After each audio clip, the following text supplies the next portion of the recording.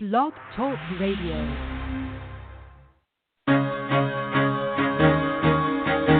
Carol the Coach. Sex, love, and relationships. We talk about it here. Carol the Coach. Compassion with contemporary relevance. I am a psychotherapist. I can be your personal life coach, and I can help you with your issues. There are no problems too small or too big. You can talk about anything. Speaker, columnist, radio TV host, and commentator.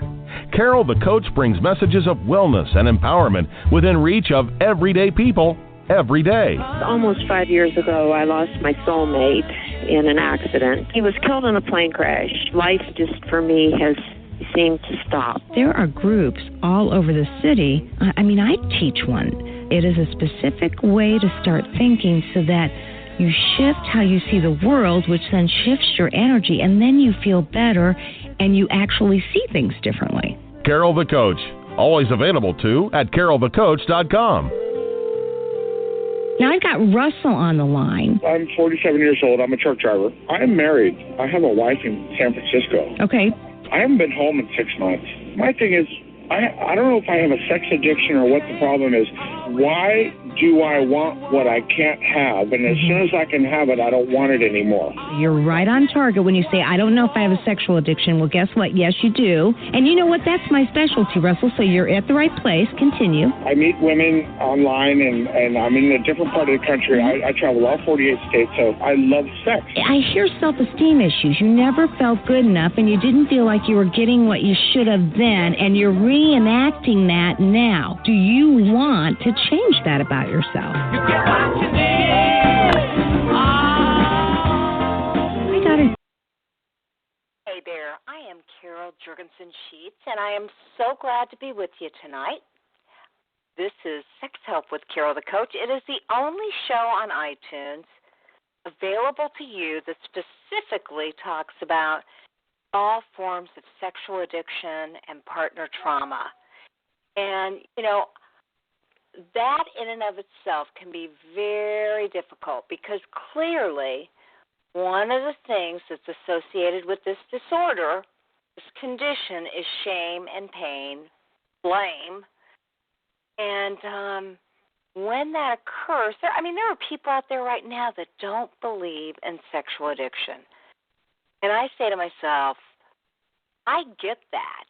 I get that a lot of people feel like sexual addiction is just an excuse for bad behavior. I've heard it over and over and over again. And what I know to be true is that those people don't understand and they don't accept the fact that this is a compulsion. Is something that 100% affects people in ways that they don't want. They're not people that are just poorly disciplined that have a choice. When this becomes an addiction, they can't stop. And the only way that they can stop is if they work a recovery program that's really incredibly strong. And that's not just going to a certified sexual addictions therapist like myself, a CSAT. That may not be just going to 12-step groups, willy-nilly, going once a week. That may not be reading the up-and-coming books on sexual addiction. That is incorporating the entirety of a recovery program. That means if you want to recover, I got to tell you, the good news is you can. Better news is that it's workable. Harder news is that you have to do a variety of techniques. You have to see a certified sexual addictions therapist. And if you can't do that, you can go to sexhelp.com. Look for people that are able to Skype or do coaching over the phone to get you to the right places, get you to reading the right things, get you to online groups. I cannot accept from anybody they can't get to a 12-step group, because even if you're in an area where a 12-step group is 200 miles away, You can do online groups. I work with people in Belize. I work with people in Russia. I work with people in Scandinavia that have no groups within a 200-mile radius. But what do? They make it their mission to attend 3 or 4 telephone groups through telephone meetings. I mean, there is help out there. You just got to know where to look for it. You know, I just finished a group tonight with 10 of the nicest, hardest working men that I know. And interestingly enough, we talked about how'd you grow this 15-week series and what do you need in your recovery that you're going to commit to for the next group. Now, if I were going to ask you that, if I were going to say, okay, you're listening to this show, so you're either a sex addict that wants to get healthier, or you're the partner of a sex addict and you want to find out more about this illness and what can be done about it, but I'm going to ask either one of you, what do you want to get healthier? You know, if you're a sex addict, you may say, I have been able to stop my deal-breaking behaviors. I'm not looking at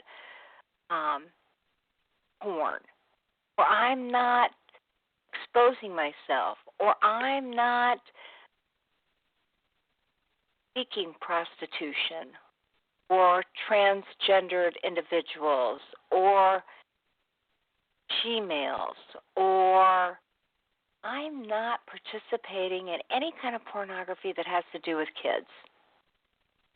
But are you doing the other things that are going to take your life to the next level? Are you calming down that brain? Are you keeping the reward centers of your brain dimmed down? Not dumbed down, but dimmed down. That means that you don't do any behaviors that elicit a dopamine charge that are in any way sexually related. Okay, now you may say, great, that means that I won't do anything that has to do with sexual addiction, but I'm going to gamble my butt off. Well, I'm here to tell you that one addiction fuses into the next, into the next, into the next. So really, you've got to examine your life, and you got to say, yeah, do I overspend? Do I gamble too much? Am I a workaholic? Do I overeat too much? Do I use drugs? And if any of these behaviors are behaviors that you're engaging in, here's what I guarantee. They will get worse. I hate to tell you that, but it's true. My guys in the group call it, is it whack-a-mole? You know, take a big old baton and you pound down one addiction and another one pops up. Well, that is what happens. You know, you get one under control, but if you're not working a full recovery program and you're not really assessing yourself honestly, what happens is another addiction either pops up or gets stronger. Now you may say, well, what the heck is wrong with working a lot if you're not participating in sexually addictive behaviors? Well, this life is not a dress rehearsal, and you've got to keep everything in balance. And to keep it in balance means that you've got to have a healthy sense of self.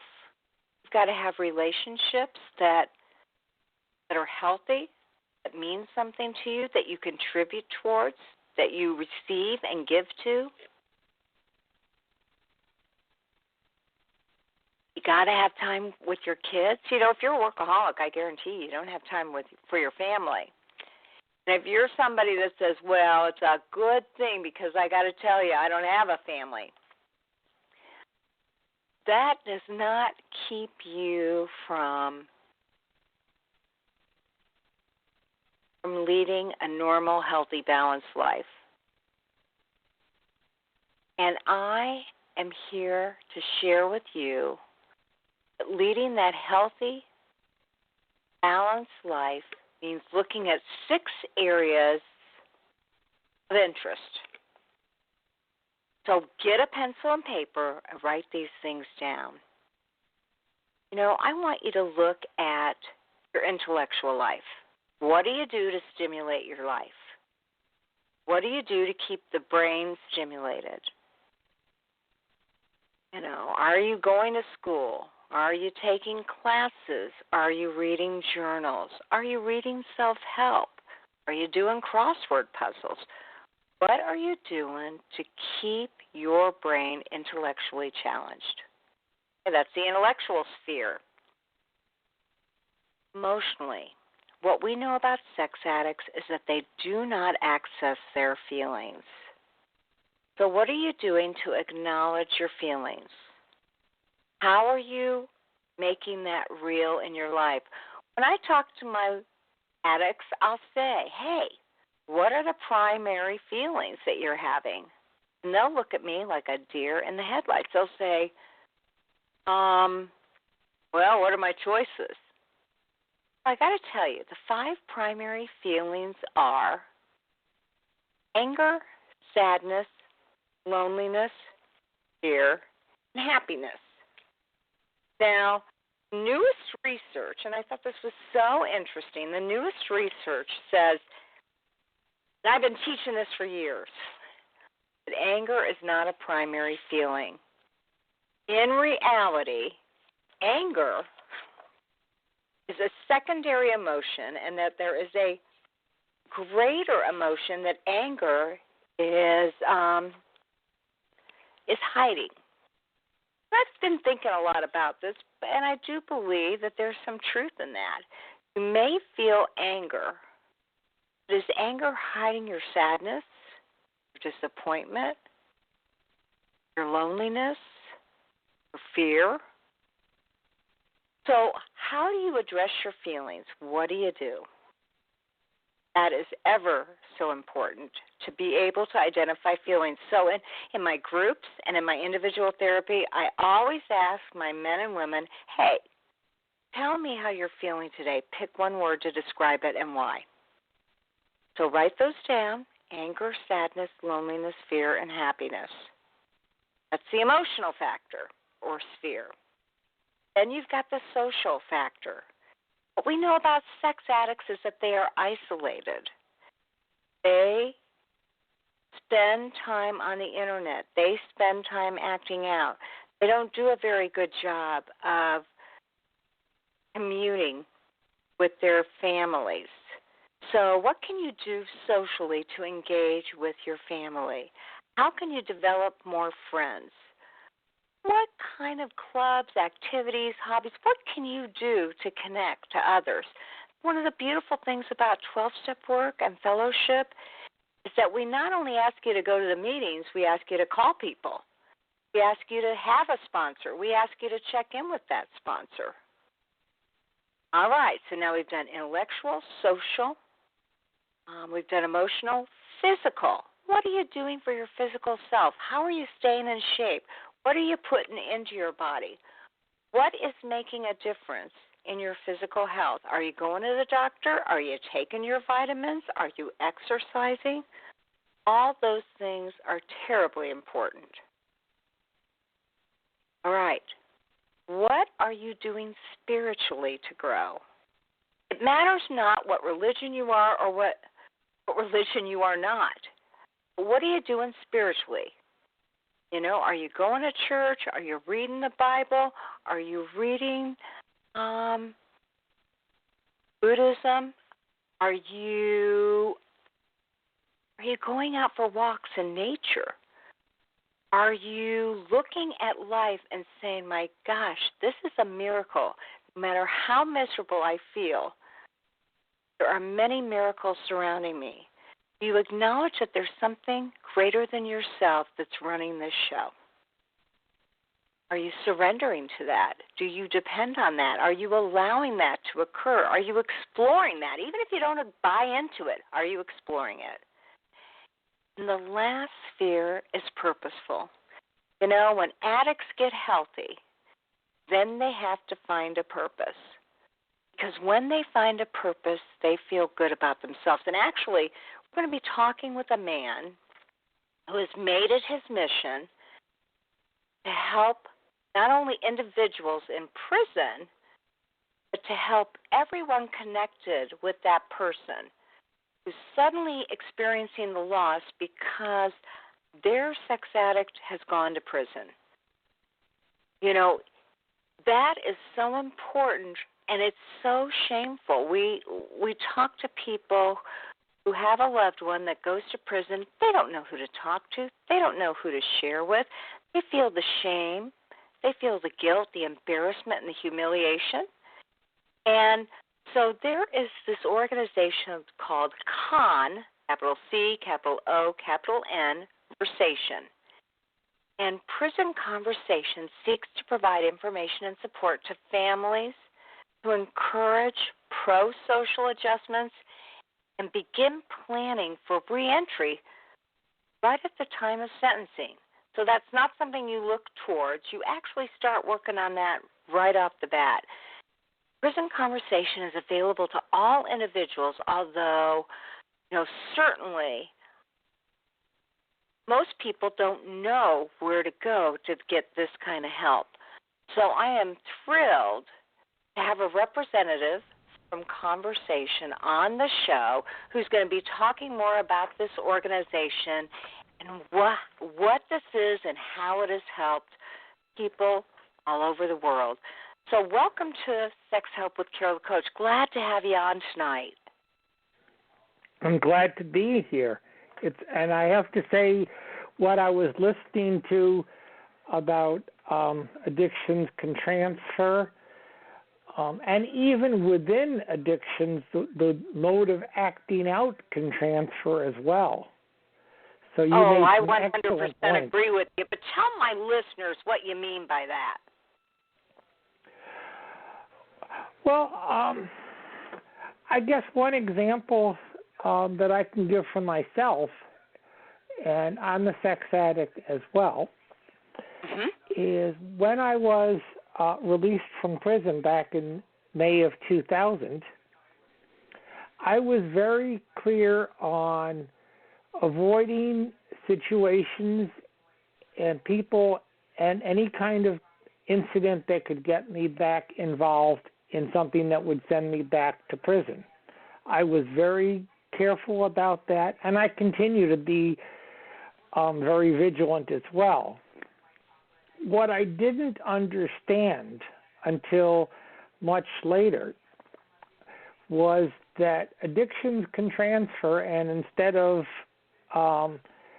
acting on pedophilia, which I had been doing, I now was talking inappropriately to people at a work site, for example, and seeing some of my coworkers as body parts, not as people, which I think is what we as addicts often do. And so you were objectifying them, and that, of course, was secret. I don't suppose that they knew they were being objectified. I would assume not, yes. You were supposed to know what you were doing, and you held that secret. Yeah, absolutely. And I learned in prison about what to avoid, but there was never anything about what to replace with. And in order to really grow as a person, you have to have something to replace what behavior or thinking that you need to deal with. When you talk with your sex addicts, I'm sure that it's not just don't focus on whatever it is you're acting out, or what are you going to do instead? How are you going to use your time? What kinds of things are you going to look on the Internet, for example? If Internet pornography is part of your problem. Well, absolutely.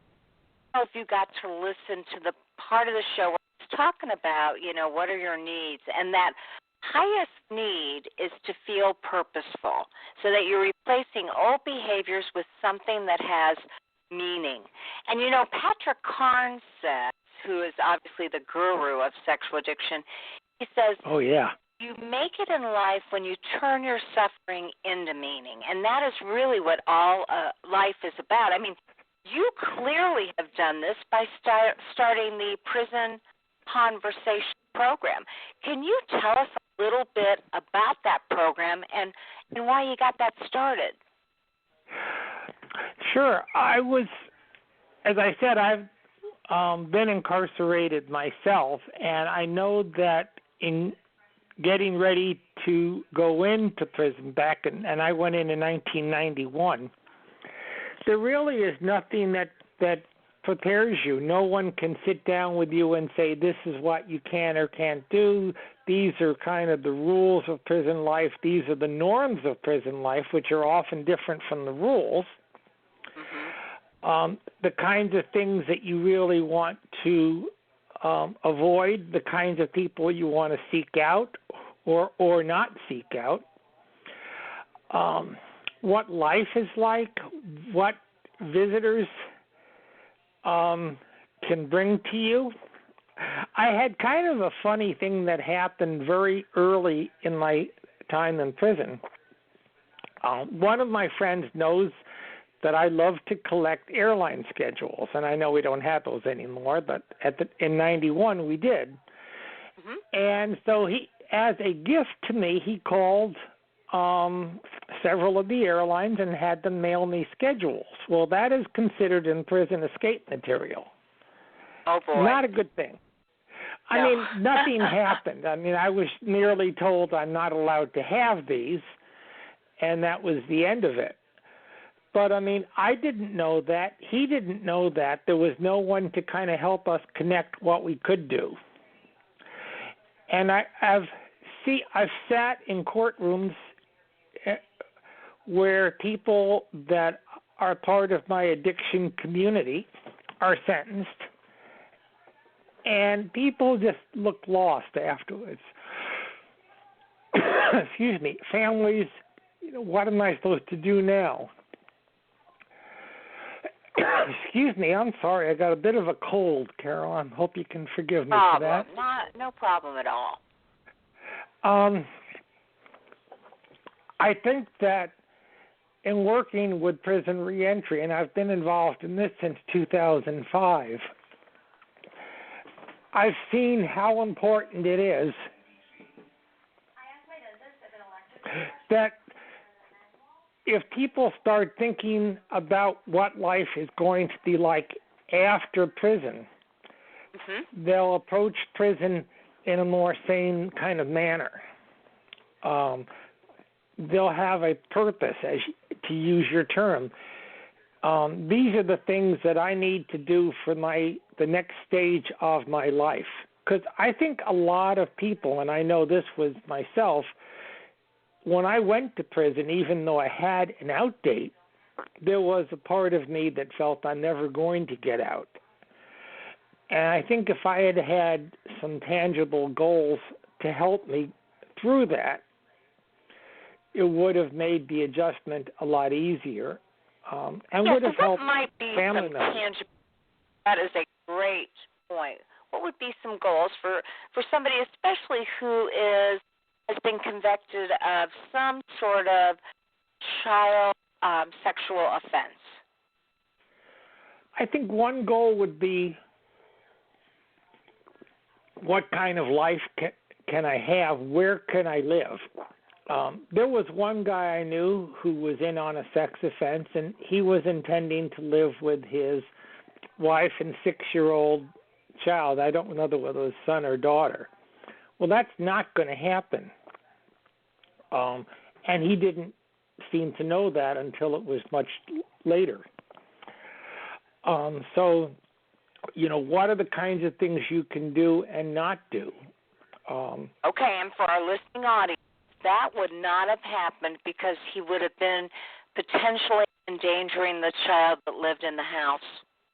Yes, and that would be the view of the prison system. Absolutely. So whether that's in fact the case or not, And let me share you something that happened in my situation with that. And I was very, very fortunate. My children, my ex-wife was very good about keeping contact between me and my children.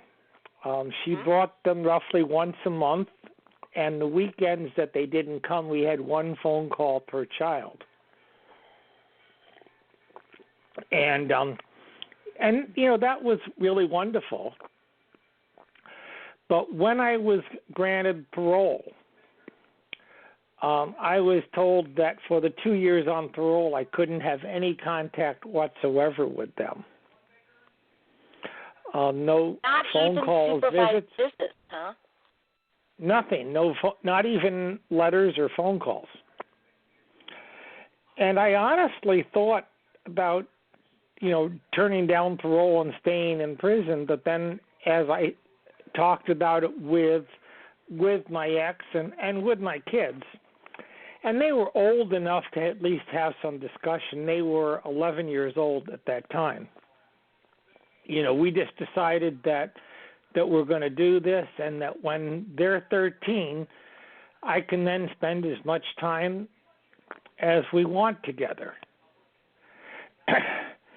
And it dawned on me that part of what the prison system ought to be doing, that I don't think we do very much, is to help keep relationships alive and healthy.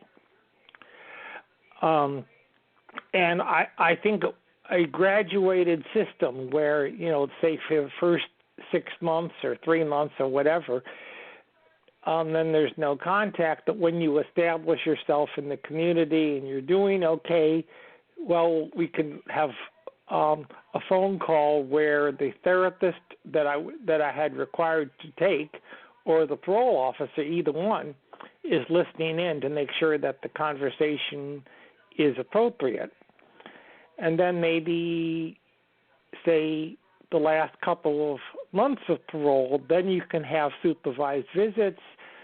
And this way, it also prepares the children and my ex-wife to discuss any concerns that they might have, because I think those are legitimate issues, and they were never part of the process. And I think that's a great failing of our criminal justice system. Well, absolutely. And if you think about the kids, it's a great failing to the children who are missing an important parent because the institution is trying to protect them. And it really seems like there needs to be something else available to those kids so that they can continue their relationship with mom or dad, depending on who the offender is. I totally agree, and I felt for a long time resentment about the failure even of people providing the required sex offender therapy to support that. But that was not meant to be, and eventually we kind of adjusted and did the best that we could, and the day after it was totally legal for me to be with my children. I was up visiting them, and for a while my weekends were spent there, and my home over then was the living room couch. Aww. And I feel very fortunate that, because there are a lot of women who wouldn't have been comfortable with that, wouldn't have trusted, wouldn't have allowed it. And my children were not the victims. The day that you could do that, you did. And so just share with our listening audience, when was that day? Was that after you were off of probation, when you were done with parole? What was that? It was after parole, which was June 1st, 2002. It was there was a funny story about that. I was talking with my parole officer in the middle of May, and he and I had a good relationship. And he asked me what my plans were, and I told him well, May 31st, which was a Friday, I'm going to drive up and see the kids and have dinner with them. And he said, technically, you realize that you're still on parole until midnight. And he really wasn't telling me I couldn't do it. So what did that mean to you? You had to follow the rules? Yes, I really think he was telling me that he didn't mind if I did it that way, but technically I wasn't following the rules. And I decided I had gone 734 days without seeing them. I could go 12 more hours. Right. I mean, I think you have might to have be been smart. just a little bit nervous. Oh my goodness, if I breach this and see my kids 6 hours early supposed to, it'll come back to haunt me.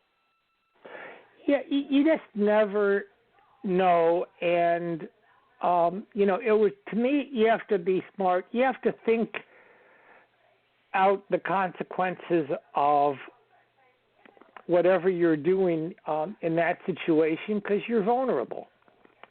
In some ways, we always are, but I think you have to be sensitive to the fact that when you're on parole, in a sense, you're still incarcerated, and they can do something at 11:59 that night if they really want to. And I knew that wasn't going to happen, but I was aware that it could. It's called respect for what the situation is. How did you get involved with Prison Conversation? And again, for anybody listening that may have somebody in prison because of a sexual addiction, that is prison and then capital CON conversation. Yeah. So how'd you get involved with that? It's actually my own home-based business, which is really a fledgling business. I really wanted to try to help people at the point of when they're going through sentencing and plea bargaining, because, again, we don't always know what the consequences are going to be. And we live in a society that where they want to do plea bargains to make it easier on the court system. And sometimes those plea bargains can have consequences that you may or may not be aware of. Your focus might be on, can I get out of jail? And it may not be on, say, what impact the sex offender registry might have, employment opportunities for when you're out or off parole. Those are kinds of things that you don't think about. And it's not really the court's job, or at least they don't view it as their job to share any of this information. And I think defense attorneys often don't know what some of the consequences might be. So there's a need, I think, for someone to provide both information and support. Information in the sense that these are the kinds of things that the registry, if you have a sex conviction, are likely to have on you. But the support part is equally important because you're not alone. There are something like 850,000 people on registries. So you got lots of company. There are people working to try to see if registries are helpful or not. There are a lot of people who will not even care that you're on a registry. They'll care about you. And I know one of my assumptions about life before was that everybody would hate and abandon me. And what I learned was people hated the behavior that I had engaged in, but very few people hated me, and I got support that I never would have dreamed of. My ex-wife, at the time we were... you never would have even dreamed of. Tell us a little bit about that support. We got to give our listeners some hope, strength, and recovery. So what was some of that support like? I'll give you two great examples. My wife, at the time, ex now, said that she'll help me if I'll help myself, which I now understand is tough love. But she did that. I mean, she brought the kids, encouraged contact to the extent that she could. And I, in part because of her encouragement and others, I learned that there was a way out of the dilemma that I had. Probably a even stronger example in a sense, because it impacted this person more directly, is a friend of ours wrote me a letter saying that she believed I felt an attraction to her 7-year-old. She went on to say that she saw me not as an evil person, but as someone with a sickness who can and needs to get well, and that she valued me as a person, despite feeling this way. And we talked on the phone, and she was right on. When people are saying that to you and demonstrating caring, it's very hard to continue deceiving yourself that everyone's going to abandon you. And when I learned that I had choices, which I didn't understand at the time, I became very enthusiastic and became very involved and an advocate for treatment for people with any kind of sexual issue, including pedophilia. And I learned that I no longer needed to buy into the media rhetoric that you never can change.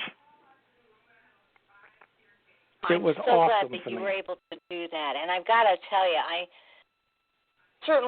I work with people with sexual addiction, and the child offenders, the pedophiles, or the what we call sexual exploitive disorder, are people that exploit kids, and it's actually an addiction, and that can be separate from pedophilism. One is not necessarily the other, and what I know to be true is that not only do they have a lot of adjustments to make before they go into prison, while they're in prison, and when they're out of prison, they really do face a stigma and a dangerous situation before, during, and after. So to hear you say that there were supportive people gives me some hope.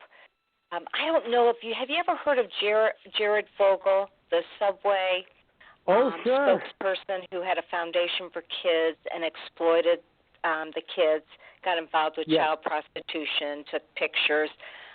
He was just recently sentenced, I think it was in July or August, to federal penitentiary. Have you heard of him? Oh, I absolutely have, and he comes up sometimes he came up recently in one of our group meetings, in one of my 12-step meetings. And on a similar vein, when all the issues with Jerry Sandusky came down a number of years ago, that was very painful for me because I really relived some of the behaviors I had engaged in. It's interesting because Jared is from Indianapolis, and that's where the show is based. And so, he actually went to Indiana University.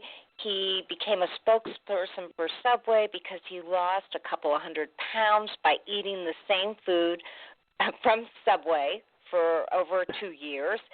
And it was very obvious that, although certainly I would not be talking about him if I clinically saw him, but it was obvious that he had some obsessive-compulsive issues, because you just can't lose that kind of weight eating the same thing if you don't.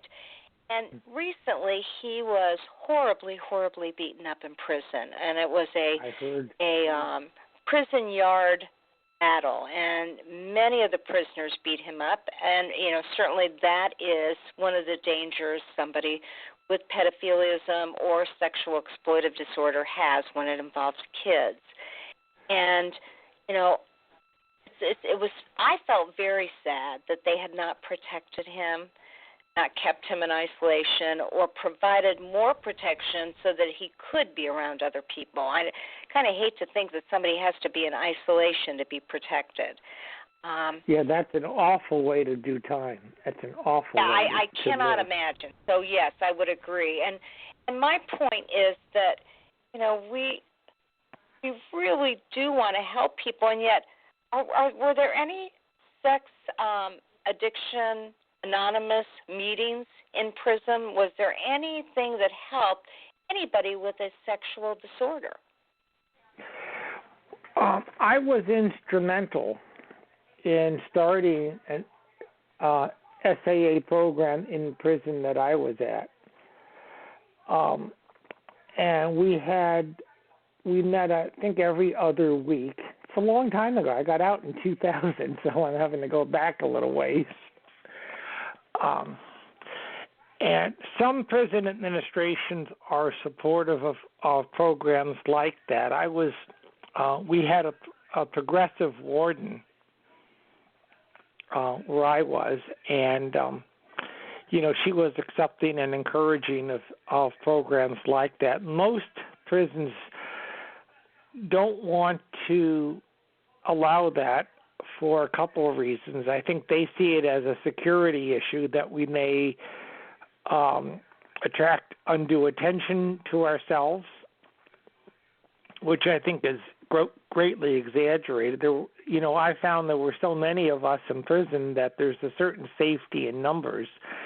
And part of avoiding the kinds of things that Gerald Fogle, of course, being more of a public figure, it's a little bit harder too. But you defend a couple of people who are not going to be exploitive, and they'll kind of look out for you a little bit. There is a certain protection system that functions, and it's not the healthiest thing, but it certainly worked well for me. I mean, there were people say, if someone bothers you, let me know and I'll handle it, and they did. And you buy them a bag of coffee or something like that, and they're happy. And I recognize it for what it is. But it got me through a tough time. Absolutely. How many years were you in jail? From April of 91 until May of 2000. So just a shade over 9 years. So what would you say the difficulties were that you experienced in prison? There's always some verbal harassment, and you just kind of learn to pay attention to the tone of conversation rather than words. I think it's important to not get involved in things such as gambling. And you're very much seeing there's a lot of guilt by association. So if you hang with certain people, you're going to be seen in a certain way. And you do need to be mindful about that. So, I would try to be quiet and observant, see who seemed to be safe, throw out maybe kind of a code word kind of things. When I went to the prison where I spent most of my time, I remember there was one guy who seemed safe, and I asked him about Patrick Carnes. Someone who was into recovery would know that name, someone else would not. So in this kind of gently probing was the way I built a community. And we had quite a support group for ourselves that wasn't really part of SAA, but was supportive in itself. And we would sit together in the prison yard and have conversations. And we called ourselves double OUs, which stands for one of us. And I like that. I love when there's acronyms that bring about a sense of fellowship. You're right. Patrick Carnes, it's kind of like when you say to somebody, are you friends with Bill W.? Well, anybody who's in AA knows Bill W. helped to found Alcoholics Anonymous. So that makes total sense. I remember one time we were sitting together in the prison yard, and I made the comment that I had difficulty with thoughts the night before, and finally just said to my addict, go away. I had read somewhere to call your addict a name, so I named my addict Richard. No particular reason. And one guy said, well, I think Richard came to visit me. So I said, my addict makes house calls. So we then decided as kind of, that we would take turns babysitting each other's addicts. And so what did that mean, babysitting each other's addicts? I think it was, part of it was just being humorous, but it was a way of saying we're taking care of each other too, because we would make sure that Richard, the addict side of me, didn't come and bother somebody else with temptations or thoughts or something. It was just a way of supporting each other. That makes total sense. Now, you have really worked hard on, again, making a difference in this world. Also authored a book. So tell us why you wrote it and what it's about. Well, I do need to share one thing. Because I wrote the book under an assumed name, I'm not going to give the name or how it was written, because I feel it's important to protect people who are in the book. People that I victimized, my own family, good friends of ours. But there's a story, very clear story of why I decided to write it back in 1998. At that time, I was taking a creative writing class, which was one of the ways I also parented my kids, because we would write stories back and forth. And I was talking with one of the prison physicians about something, and he said I should write a book. And I said, why would anyone want to hear anything I have to say? Well, shortly after that, President Bill Clinton uttered some words that have become very famous. I did not have sex with that woman. And I heard the unspoken part of it and understood exactly what he was talking about. How we change definitions, rationalize whatever term you want to use to justify our own behavior. And I realized at that time that our political leaders, partially because of the way we kind of put them up on a pedestal, can't share their weaknesses, their own failings.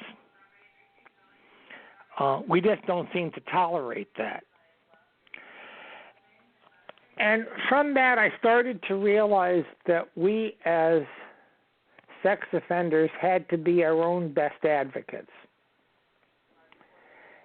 And I'm either courageous enough or dumb enough, whichever term you want to use, to take the risk of sharing my story. So it took a lot of years. I love that you shared your story, and I totally understand that. Of course, I know that you want to protect the anonymity of, people in the book, and so, I want to respect you in any way, shape, or form. Originally, you had sent me some questions that said, you've authored a book. Why did you write it? Let me ask you a different question. Do you believe that the Sex Offender Registry is helpful as a tool for law enforcement? Well, law enforcement would probably tell you that they think that it is, and In fact, there's kind of an interesting case locally that I have some real concerns about, and I'll share that in a minute. The research that I've done, reading people that I have read that I have a great deal of respect for, certainly would contradict that. And my own experience, I'll give you an example from the time a couple of years ago. My current wife, and I'm remarried now, that we lived in a small building, and on the other side of the building was a lady with either 2 or 3 kids. I could never figure out which. And you could just tell that she had stress in her life. It was difficult for her. You know, what her problems were, I can't say because, you know, we didn't have conversations around that. But, you know, I sensed that if I had had that kind of mindset, it wouldn't have been difficult to kind of make friends with her, you know, say, well, my ex-wife set me up or something to that effect. And you could find somebody who would fall for that line. And what's really, you know, and I had no interest and no intention of ever doing that. But it made me realize that the registry, which is designed to protect children, really doesn't accomplish that, because if we really want to protect children, we would be trying to help families that are so stressed out in the first place. Because it's the vulnerable children who are the most apt to be abused.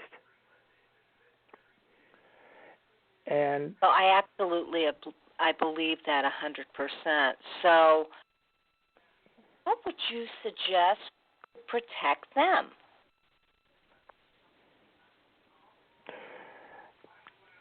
I think we have to really challenge our thinking, and I want to get back to the case that I mentioned a minute ago. There is a man here locally who has been charged with sexual abuse of a child under 10. What makes this kind of interesting is that he has a prior conviction in Canada, and after doing prison time in Canada was deported to the United States, and I gather from the news accounts that he never registered, and Canadian authorities didn't tell local police here. They apparently don't do that. And our local paper had just a blistering editorial aimed at the Canadian authorities who chose what they called the privacy of this man over the community safety of a little girl. And I certainly don't condone, you know, what is alleged to have happened, and it is an allegation at this point in time. But I think there are 2 problems with that editorial that have me a little upset. One is that we need to respect other countries' laws, and just because it didn't work in this situation, you know, Canada may have a different value system. They felt that they don't have a public registry. The other thing is the assumption that if he had been on the registry, this wouldn't have happened. I don't think you can say that. It wouldn't have stopped me if I had wanted to do something.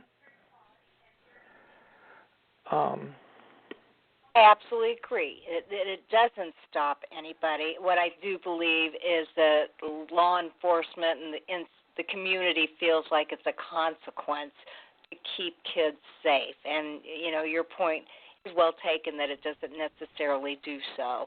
And that's interesting that, again, different countries do it differently, Canada being one of them. Let me just ask you, is prison conversation attracting attention? I hope it gets more attention after this radio show. I am getting attention, not at the point of sentencing and going through the legal system, but as people are incarcerated. I've had a number of inquiries from people, someone in the New York City area, someone out in California, another person in North Carolina. Those are the recent ones. About difficulties in dealing with the sex offender registry, or what kind of housing in the New York area can someone go to. And I did some research and made some recommendations to that person who's being released in July. I really would like to get people at the beginning, and that way I can try to be an advocate for that person, to support and encourage them and their family, and to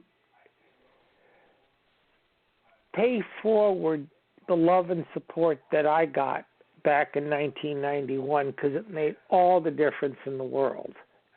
And I feel so fortunate that I got the help that I did.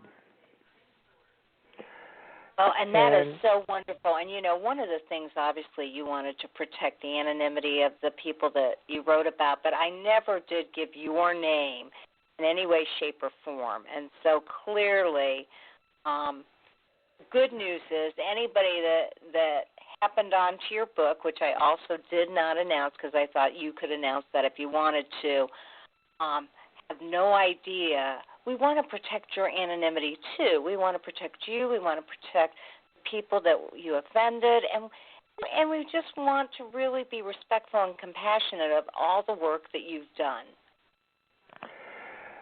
And, the work is in many ways a result of people challenging me to be an advocate to get healthy. So I give a lot of credit to my ex-wife, to my own kids, to treatment people that I've met along the way. My current wife,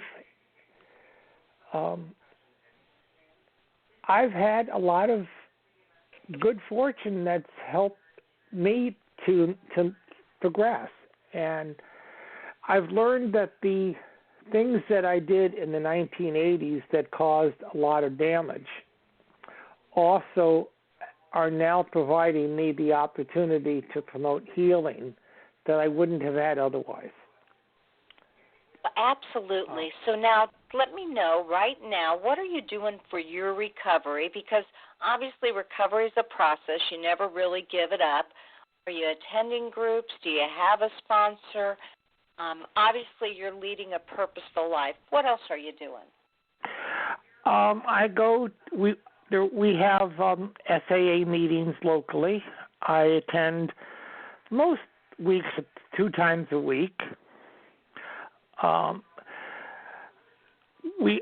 My wife and I go see a therapist who really specializes in sexual addiction and has a lot of experience with pedophilia.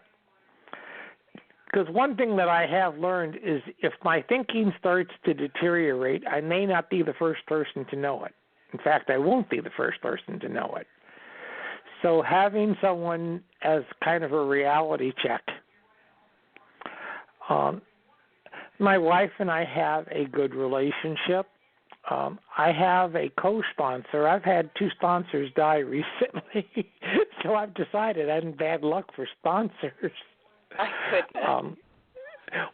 Both of them had significant illnesses. So, the one who died recently had leukemia, and he lived with it for over 20 years.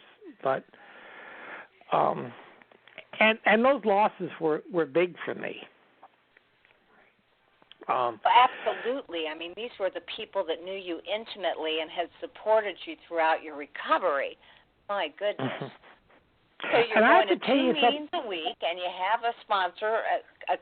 And do you do anything else? Because obviously you mentioned Patrick Carnes, so you've done some reading. You've done some homework. And I'm very much an advocate in the community. I'm known as someone who is encouraging local agencies to get more involved in sexual addiction. So that's part of what I do. I've had discussions with one person who works in an agency about an hour from here she has required people who are sex offenders, and she is interested in starting a mentoring program and has asked me to help with that. And when you're helping others, it also helps you. Right, that is the 12th step. Let's face it, that's all about giving back. So now, I have a license. What can we tell our listeners if they have a loved one in prison, or if they're en route they're going to be sentenced themselves? How can they get a hold of Prison Conversation? Just type in prisonconversation.com. I don't even think you need to necessarily capitalize it. I'm going to try it just to see.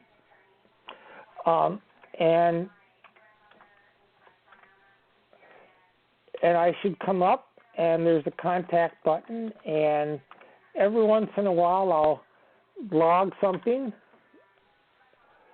that will tell you about something that I'm feeling. I type Prison Conversation, you get my name and my face, about me, contact me, news that I've shared.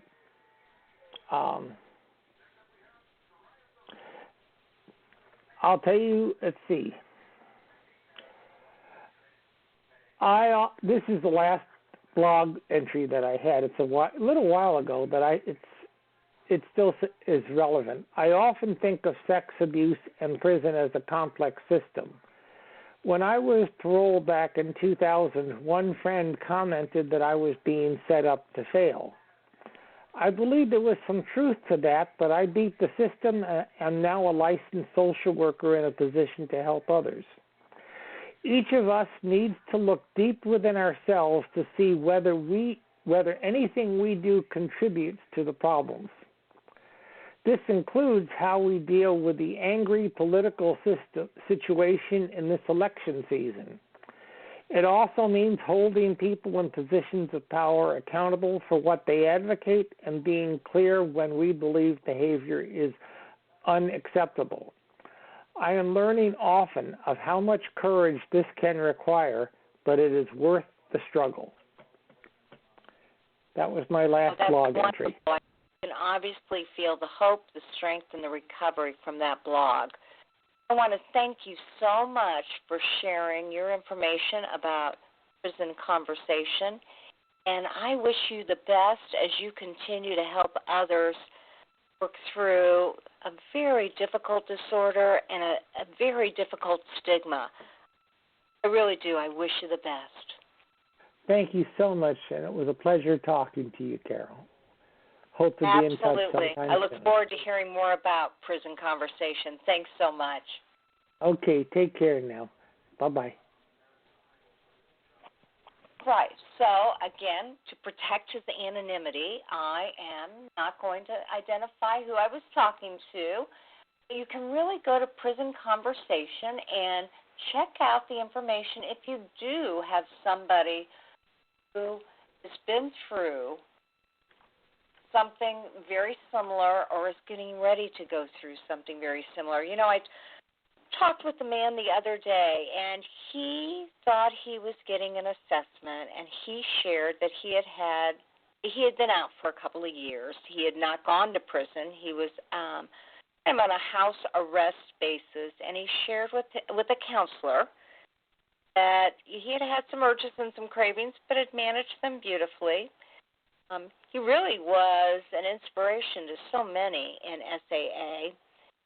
And that counselor proceeded to write an assessment that said he needed to go directly to jail.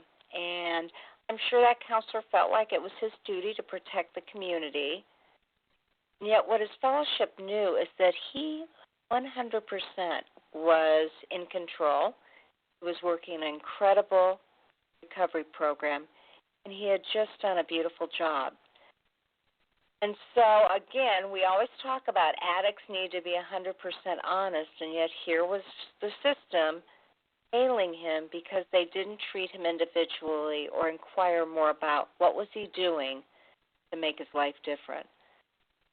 You know, we have compassion for everybody on this show, no matter what the sex addiction. And as I said earlier, pedophiliism is not necessarily sexual addiction. There is something called sexual exploitive disorder, and that can oftentimes involve kids. I appreciate you listening to the show. I know it's a hard subject. If you know somebody who's going through it, please let them know about today's date. It's the 28th of March, and we want you to have them link up to the show so that we can give them some hope, strength, and recovery. And again, as I say to you at the end of every show, there will only be one of you at all times, so fearlessly have the courage to be yourself and to pay your life forward. You have a great week. I'm Carol Jurgensen Sheets, and this is Sex Help with Carol.